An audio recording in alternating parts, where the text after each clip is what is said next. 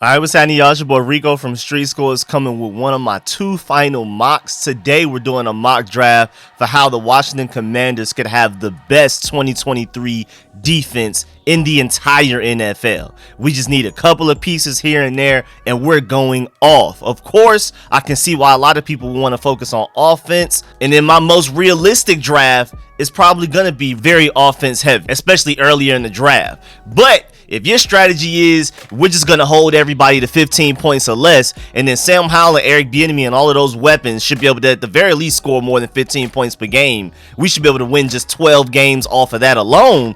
This is the mock draft for that. Of course, we're going to address other positions as well. It's not only defense, but it's centered and focused on making sure the defense is elite, and then we worry about the offense later. So we're still going to get offensive line, we're still going to get receiver, we're still going to get tight end, but the focus is to make sure that this defense is the best in the entire NFL. Literally number one. That's this mock draft. Of course, I will come out with my most realistic mock draft possible, where I'm trying to guess and get as many picks right as I can based off of my whole list of all of the prospects that we're interested in. That's literally what I'm gonna use as a reference. That will probably come out like Tuesday, maybe tomorrow. I'm gonna see. And with the way that the Commanders handle free agency, at the very least making sure we don't have any glaring weaknesses. We still have weaknesses, we still have positions that we clearly want to upgrade, especially corner and linebacker, but overall we're entering this draft being able to mostly focus on best player available, especially if you trade back. You just take whatever best player is there by the time your pick comes up and things like that. So it's no real urgency to have to reach for a certain position, which allows us the flexibility to go very defense heavy if we want to in this upcoming draft. But before we dive into all of that, make sure you subscribe to the channel, hit the bell next to the subscription button so you get notification immediately. And every time I release an informative and opinionated video just like this one, make sure you pull up every Sunday, including today for the Commanders Call-In Show live stream. By the time you see this video, this will probably come out after the live stream, so I'm just hoping that a lot of y'all pulled up. Maybe this will come out before the live stream. We'll see. I'm gonna try to hurry up and crunch this and edit it. It's 12:22 right now. The live stream is at 2 p.m. so I don't know if I'm gonna get it out in time because editing takes a really long time for me, because y'all know, man, y'all see everything going on and all that type of stuff. So man, make sure you pull up every Sunday, especially after the draft as well, because that's gonna be draft centered as well. I'm gonna have the phone lines open for y'all to call in, all of that. But instead of wasting more of y'all time, let's go ahead and get to it. Let's get it.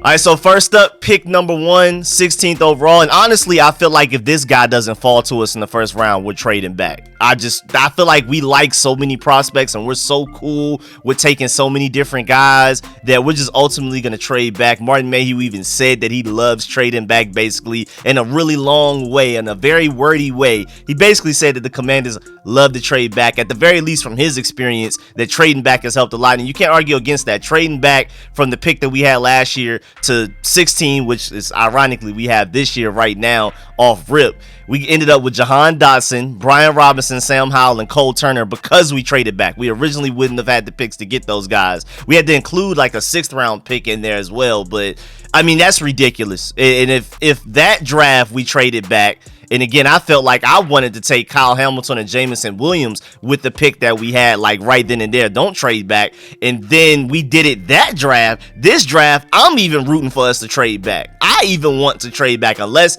this guy have us taking 1st overall in the first round, 16th overall. My bad. Falls to us. Other than that, I'm even rooting for us to trade back this draft. So I think it's even far more likely to happen this draft than it even was last draft. And we did it last draft. But without wasting more of y'all time on my logic, which is, you know, maybe I'll project a trade back in my most realistic mock draft. The only problem is where. So that's where things get really complicated, because I think it's very likely, but then if I'm trying to predict our exact picks, how am I going to finesse that? I may take a risk and try it. But either way, round 1, 16th overall, I see cornerback Christian Gonzalez potentially falling to us. I'm not going to lie. First of all, let me explain the logic of him falling to us.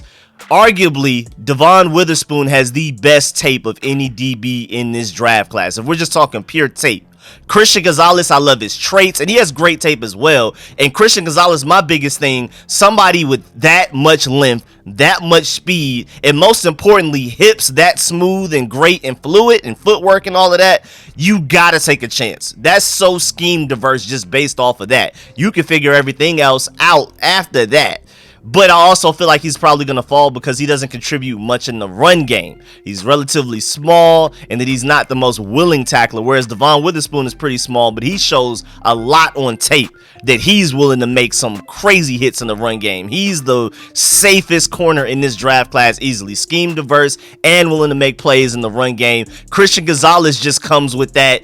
Maybe he could be Sauce Gardner level potential because of the physical tools and things like that. But if we're talking about just pure tape, Devon Witherspoon has the best tape in this entire DB class, so I could see him being the first corner taken. And then after that, with the elite talent at quarterback in this draft class, you still have Jalen Carter, you have Will Anderson, and other great defensive linemen and edge rushers.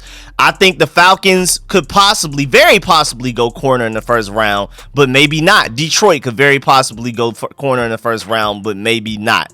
I think Christian Gonzalez, with all of the other needs that teams have, could realistically fall to us. I wouldn't put money on it at all. I wouldn't put a penny on it, but I could see a scenario where it would happen. Again, I think NFL teams are going to be afraid of how small he is and how much he doesn't contribute in the run game. We literally already have a guy like that in Benjamin St-Juste. Long corner, very versatile, good hips, good change of direction skills. Christian Gonzalez is that, but really fast as well. Literally just a better Benjamin St-Juste. But again, we already have a corner that doesn't contribute much in the run game at Benjamin St-Juste. Christian Gonzalez is kind of like the same thing as far as weaknesses go. But we'll see, man. I think NFL teams aren't as high on Christian Gonzalez as us fans are, but we'll see. I think it's obvious that Christian Gonzalez and Devon Witherspoon are the two best corners in this draft, but I can see why teams, especially with as deep as this cornerback class is, and that would be my argument for why not to take a corner in the first round. Unless Christian Gonzalez or Devon Witherspoon slides to you 16th overall, you're trading back and you're taking corner either late in the first or in the second or third, because this cornerback class is arguably the deepest position group in this entire class. Offensive line may be like a distant second, but cornerback, the guy you can take in the first round, is probably going to be just as good, maybe a slight difference from the guy that you would take in the second or third. So strategy wise, if you want to address another position which isn't as deep in the first round and then take corner in the second round, that would be your best chance of making your team better. So I could easily see teams just kind of letting corners fall, trying to reach on the other position groups, because after a certain point, there's a dip in offensive line, there's a dip in defensive line, there's a dip in linebacker especially, there's a dip in receiver, you can argue, there's a big dip in quarterback. I think teams are going to reach for those other position groups, and corner's probably going to fall. But I can also see after cornerbacks fall for a while, once the first corner is taken, it's just going to be a run. And then we're going to run through all of the top ones. Even Deonte Banks may like go in the first round. But then after that, there may be some sleepers. Definitely will be some sleepers left in the second or third round. So that would be my argument against even taking a Christian Gonzalez in the first round. But again, Christian Gonzalez makes it to your first round pick, 16th overall. You got to take him. I don't care what your draft plans were coming in. You take a guy with that elite level skill set right there. Then next up, round 2, 47th overall, Trenton Simpson from Clemson. And he's projected to be the 42nd best player on the Draft Network's big board. So that's realistic right there, only a 5-pick difference. And basically the best way to describe him is that he's a bigger Jeremiah Owusu-Koramoah, who went 52nd overall in his draft. So I can see that being somewhere around that range. And I like Trenton Simpson a lot. I like Deion Henley more. And man, y'all remember me, man. I was projecting Deion Henley to the Commanders months ago in like the 3rd or 4th round. Now it seems like he's not making it out of the first round, especially now that Chris Sims made the block hot, messing up all the motion that we had going on. Out there saying that Deion Henley is the best linebacker in this draft class and things like that. He's not making it to the second round anymore. He's definitely not making it to the third round, which I hoped he'd make it to just weeks ago. But yeah, that's over with. So I think Trenton Simpson is probably the next best thing. You have other linebackers that I can see why some Commanders fans would prefer over a Trenton Simpson and a Deion Henley, especially if you're looking for a guy with some size to be more of a main middle linebacker, the guy that's eating up blocks and stopping the run, maybe even like a Sam linebacker type of build type of thing. I can see that, but Trenton Simpson and Deion Henley are so talented. You bring them in a linebacker group and you figure it out from there. So yeah, I definitely have us taking him 47th overall if he makes it right there. And again, he's just basically a bigger Jeremiah Owusu-Koramoah. Literally. And you saw how great he's been for the Cleveland Browns when healthy. That's the only problem. And then round 3, 97th overall, I have us taking interior offensive lineman Alex Forsyth. He's the Draft Network's 91st ranked player, so that's a 6-pick difference. Realistic that he falls to us there in the 3rd round. And he's really smart and athletic with a high floor, and there's so much interest there from the Commanders. We went to his pro day. We brought him in for a visit. We met with him twice before those things. He's one of the most referenced of interest players that we have out of my entire PDF list of guys that we're interested in. Out of the like 120 prospects that we're interested in, Alex Forsyth is the only player that we've met with 4 different times in different ways, or at the very least one of the only like 3 or 5 guys that we've met with 4 different ways. So there's serious interest there. Obviously they've done a lot of homework on him, and if he makes it to our 3rd round pick, I think we're very likely to take him. And again, my point is really smart, really versatile. And if we're taking interior offensive lineman in the 3rd round, my logic is you're bringing him in to potentially start at left guard for now. He's going to compete directly with Chris Paul and Sadiq Charles for that starting left guard spot. Again, Ron Rivera didn't even mention Andrew Norwell, so he's probably getting cut because, again, right now, we don't have enough money to pay our rookie class right now. So somebody's getting cut, contracts restructure, all of that, and I think Andrew Norwell is one of the first to go when that happens. So you're bringing Alex Forsyth in to come in and start at left guard immediately for you probably. If Chris Paul doesn't win out, Alex Forsyth probably would. I think one of those guys is going to beat out Sadiq Charles, but ultimately you're grooming him to be your starting franchise center of the future. Chase Roulier can't stay healthy, but when he is healthy, he's a top 5 center. But when is he healthy? Plays half a season, so I'm gonna need you to give us half that money back, all right, in this contract restructure that's coming your way.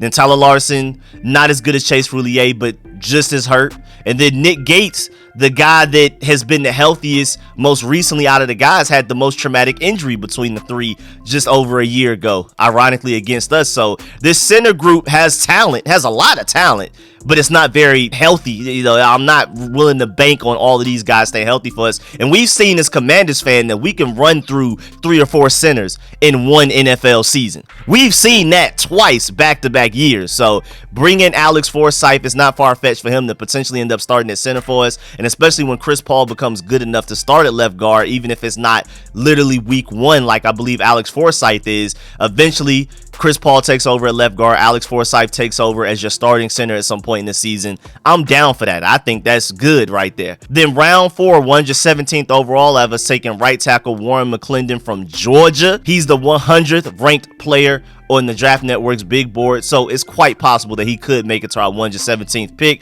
But these picks are going to change. We're going to be trading back. We're going to trade up. We're going to do all kinds of things. So these picks are not going to be settled here. But if for some crazy reason we didn't make any moves during the draft to change our picks around, I will have us taking Warren McClendon of Georgia. Very raw, but very versatile and a really high ceiling right tackle. But again, very, very raw. Georgia does a good job of developing a lot of positions. Offensive line, defense, linebacker, defensive line, corner. But I don't know, somewhere in the mix, Warren McClendon just did not develop much. This is just coming from real, raw, and honest criticism as a Georgia Bulldogs fan, that Warren McClendon, crazy athleticism, great recruit coming out of high school. It's still there. You see it every now and then, but it's just going to take an offensive lines coach and an offensive coordinator to sit down and really work with this guy to get the most out of him. He has Pro Bowl level potential, but he's also extremely raw, and I would not suggest him starting his rookie season at all, especially with the situation that we have with Andrew Wiley and all of these guys, and Charles Leno is still serviceable and decent enough to start at left tackle for me this next year. I would love to bring in a guy to potentially replace him sooner rather than later, but I'm not as down on Charles Leno like a lot of people are. A lot of people seem like if Charles Leno's our starting left tackle this upcoming season, the season is doomed. I don't think he's that bad. Of course he's going to get beat up by Nick Bosa, because who doesn't?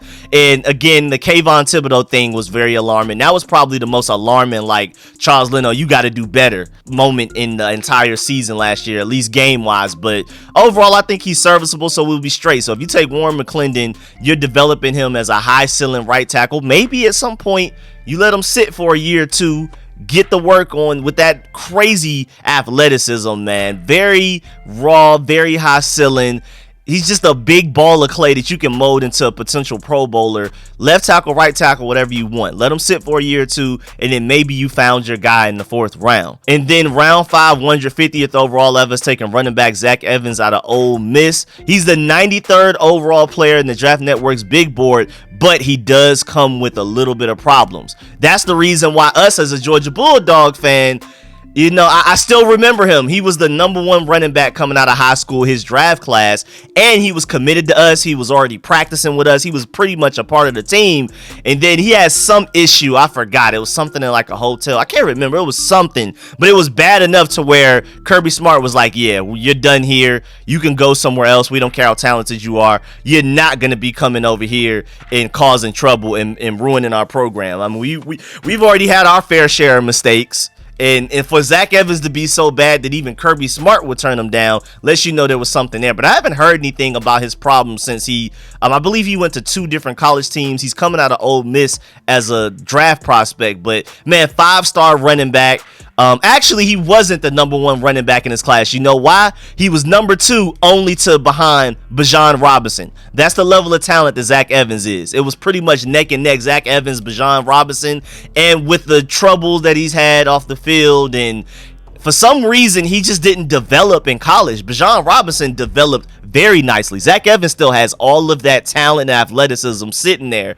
It's just lying dormant for some reason. He's still very raw. But if you can get that out of him, man, you could potentially have a great running back. And I don't think running back is a big need for this team, but Eric Bieniemy even said it himself that he wants to upgrade the running back position at some point this offseason, even if that means just bringing in Jerick McKinnon as a free agent after the draft, whatever. So that's the reasoning for taking a running back in the 5th round. And if Zach Evans is there available with our 150th pick, you can make an easy argument that he's the best player available at that point. And I think he would make it that far because of his off the field concerns and the fact that he just didn't develop much in college. So you just got to feel like, as a coach, you got to feel like you're the smartest guy in the room. And I know these other guys couldn't get them developed, but I can, type of thing. And I think we could. I think with the running back group that we have, Bijan Robinson, Antonio Gibson, those guys above them, and Eric Bieniemy as your offensive coordinator, I think we could make Zach Evans into supposedly the best running back outside of Bijan Robinson in this draft class, just according to where they were